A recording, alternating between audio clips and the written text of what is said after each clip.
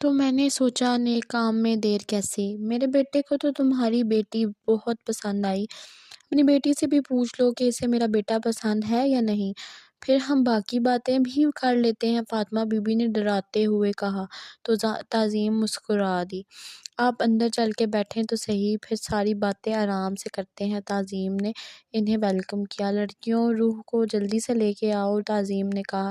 ایسے نہ لے کے آؤ، چائے لے کے آؤ، چائے بناؤ اور اسے بتاؤ کہ ساس آئی ہیں، اس کی فاطمہ بی بی نے اونچی آواز میں کہا۔ باہر کی طرف دوڑ لگاتی روح کچن کی طرف بھاگی اور پھر کچھ ہی دیر میں چائے لے کے آئی۔ یارم نے نظر بھر کر اس کی طرف دیکھا۔ ہاں تو کھانا بنانا آتا ہے تمہیں؟ سوال پوچھا۔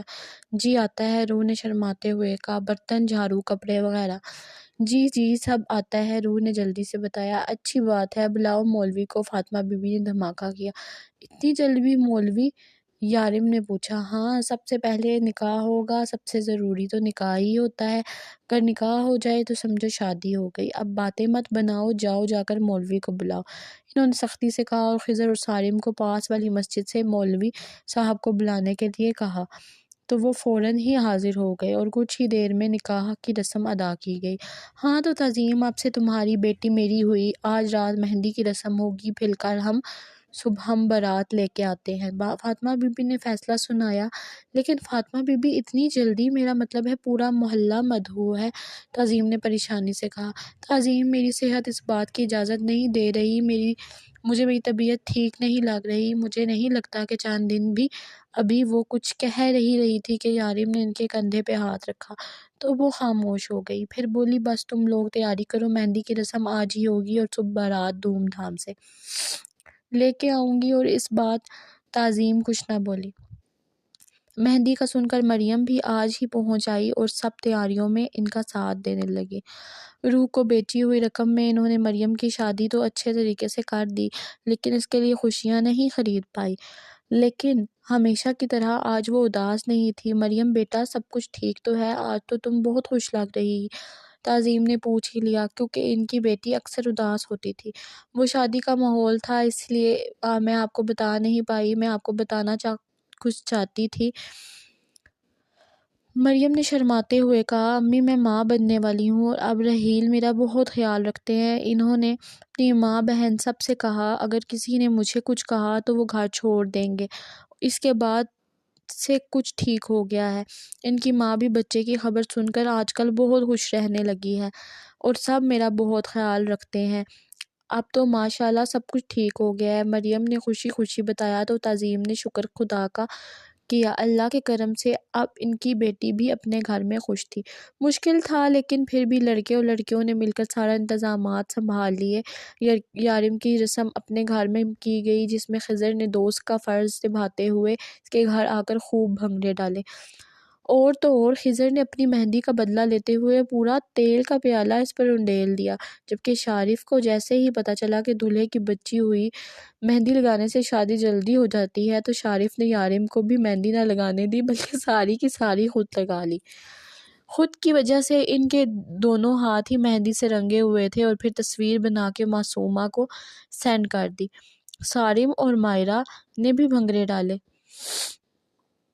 یارم کی رسم ادا کرنے کے بعد وہ سارے روح کی طرف آ گئے۔ لیلی نے خضر کے نام کی مہندی لگا کر اس کا دل خوش کر دیا، جبکہ معصومہ نے اپنی مہندی کی تصویر واٹس ایپ پر شارف کو سینڈ کر کے اسے بھی خوش کر دیا، جبکہ روح یارم دونوں بچھڑے ہوئے عاشقوں کی طرح بیٹھے تھے۔ سب کے سامنے تو وہ خوش تھے لیکن اصل میں بہت اداس تھے، کیونکہ وہ دونوں ہی ایک دوسرے کو نہیں دیکھ پائے تھے، جبکہ سب ہی ان کی تعریفیں کیے جا رہے تھے۔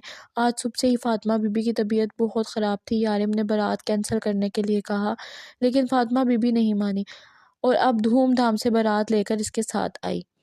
لیکن یارم کو آج صبح ہی سے ہی عجیب سی بے چینی ہو رہی تھی، اس کا دل گھبرا رہا تھا، لیکن فاطمہ بی بی کو بتا کر وہ انہیں پریشان نہیں کرنا چاہتا تھا۔ وہ فاطمہ بی بی کو اپنے ساتھ رکھ رہا تھا، اس کا دل نہیں چاہ رہا تھا وہ ایک سیکنڈ کے لیے بھی انہیں خود سے دور کرے۔ فاطمہ بی بی نے بہت سمجھایا، یارم میں بالکل ٹھیک ہوں، اب آپ بالکل ٹھیک ہے میں جانتا ہوں، لیکن آپ میرے ساتھ رہیں۔ یارم ابھی بھی اپنی بات پر اڑا ہوا تھا۔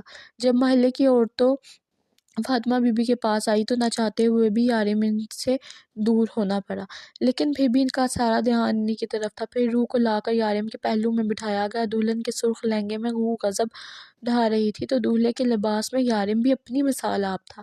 وہ عربی شہزادہ آج اپنی دلہن کا دل دھڑکا رہا تھا۔ روح کے بے اختیار اسے دیکھتے ہی رہ گئی۔ اسے اس طرح سے اپنی طرف دیکھتے ہوئے یارم نے آنکھ ماری، جس پر روح شرما دی۔ پھر شروع ہوا محلے کے عورتوں کے ساتھ فلم بنانے کا سلسلہ، جو خود ختم ہونے کا نام نہیں لے رہا تھا۔ یارم بری طرح سے اکتا چکا تھا، جبکہ روح اس کی حالت پر ہنس رہی تھی۔ ہنس لو بیبی، ہنس لو، رات کو بتاتا ہوں تمہیں، وہ اس کے کان میں بولا تو روح نے اسے گھور کر دیکھا۔ گھورو مت مجھے، لوگ کیا سمجھیں گے، کتنی بے شرم دلہن ہے جو اپنی شوہر کو گھور رہی ہے، یارم نے مزے سے کہا۔ یارم آپ بالکل بھی اچھے نہیں ہیں، روح نے ہمیشہ والے ڈائلاگ بولا۔ ہاں ہاں جانتا ہوں، میرا صرف ڈمپل ہی اچھا ہے، یارم نے اپنے ڈمپلز کی بھرپور نمائش کرتے ہوئے کہا تو وہ مسکرا دی۔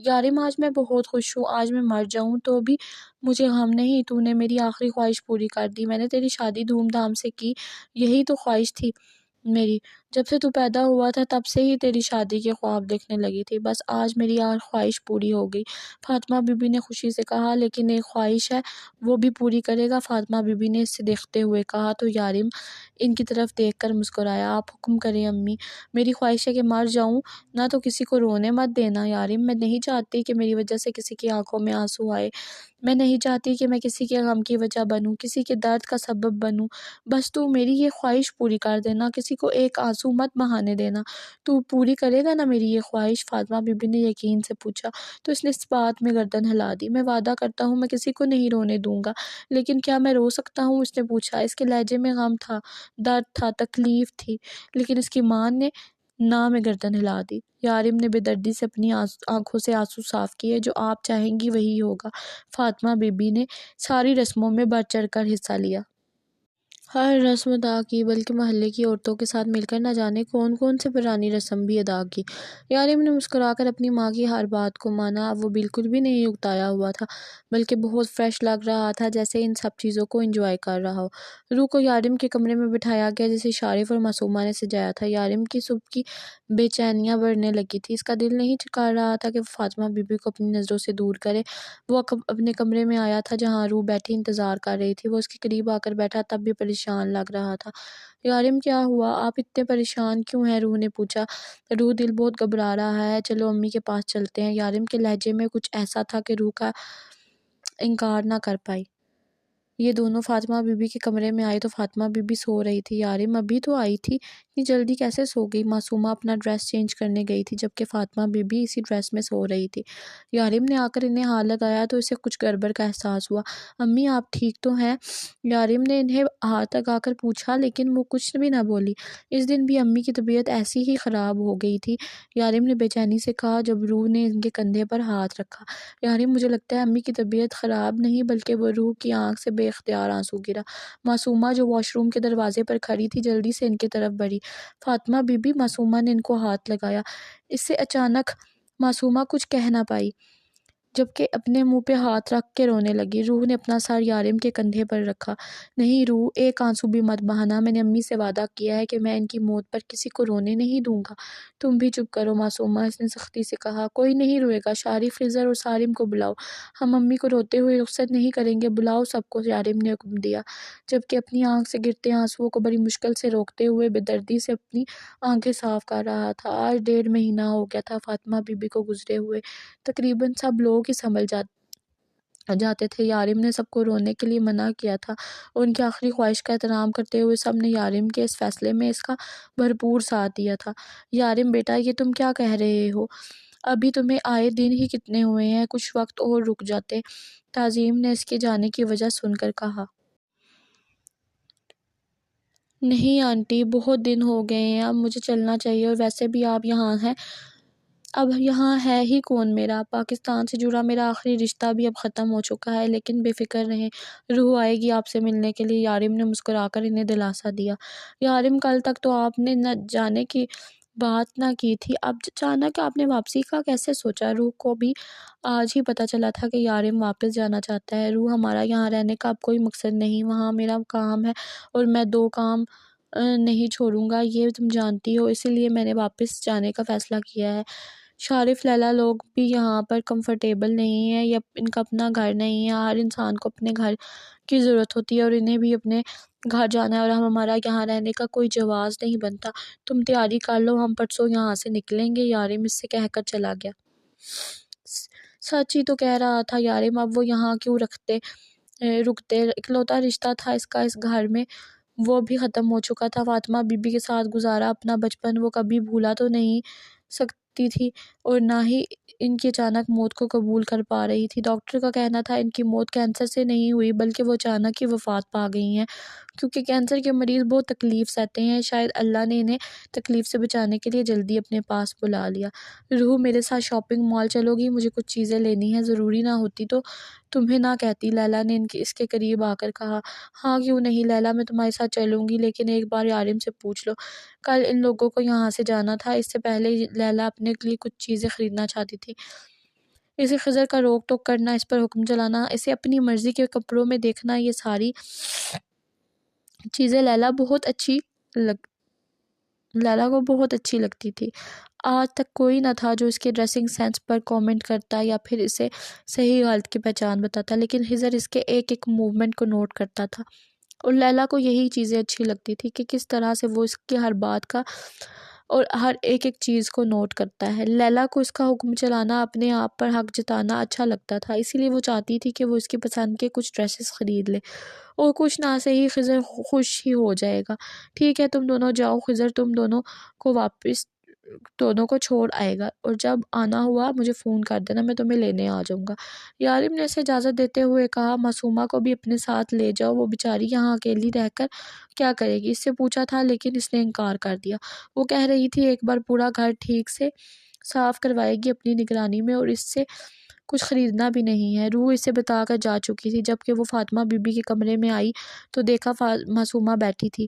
فاطمہ بی بی کی تصویر پکڑے رو رہی تھی اور اس کے قریب آ کر بیٹھ گیا۔ کیا ہوا؟ وہ جانتا تھا اس تھوڑے سے وقت میں معصومہ فاطمہ بی بی کے بہت قریب آ چکی تھی۔ یارم سر، میری ماما کو بھی کینسر تھا، اور ان کے آخری وقت میں کوئی بھی ان کے ساتھ نہیں تھا۔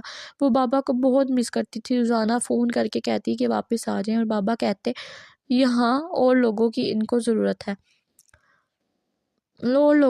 کی ضرورت ہے۔ مجھے تب بابا پر بہت غصہ آتا تھا، مجھے غلط لگتے تھے، لیکن اب نہیں سر، میرے بابا ٹھیک تھے، انہوں نے کبھی کوئی غلط کام نہیں کیا۔ معصومہ نے اپنی آنکھوں سے آنسو صاف کرتے ہوئے کہا۔ ہاں معصومہ، تمہارے بابا بالکل ٹھیک تھے، انہوں نے کبھی کوئی غلط کام نہیں کیا۔ انہوں نے جو کچھ بھی کیا اچھے کے لیے کیا۔ اب یہ رونا دھونا بند کرو اور میرے لیے اچھی سی چائے بناؤ، میں بھی تو دیکھوں میری چھوٹی سی بہن کیسی چائے بناتی ہے۔ یارم نے اس کا دھیان بٹانا چاہا تو مسکراتے ہوئے اٹھ گئی۔ سچ کہتے ہیں لوگ، ماں باپ ایک نعمت ہوتے ہیں، اللہ کی طرف سے دیا گیا سب سے حسین تحفہ، لیکن نہ جانے کیوں کچھ لوگوں کو اس رشتے کی قدر ان کے جانے کے بعد ہی ہوتی ہے۔ وہ شاپنگ مال میں اس وقت شاپنگ کر رہے تھے جبکہ ایک لڑکا نہ جانے کب سے انہیں گھورے جا رہا تھا، ہاتھ میں سگریٹ لیے، اجڑی ہوئی حالت میں۔ وہ کوئی گنڈا ہی لگ رہا تھا۔ لیلا کا دل چاہا کہ جا کر اس کا دماغ ٹھکانے لگا دے، جو کب سے اس کا پیچھا کیے جا رہا تھا، لیکن پھر اس نے یہاں تماشا کرنا بہتر نہ سمجھا اور خضر کو فون کیا، اور پھر اسے ساری بات بتائی، اور خضر نے کچھ ہی دیر میں آنے کا وعدہ کرتے ہوئے فون بند کر دیا۔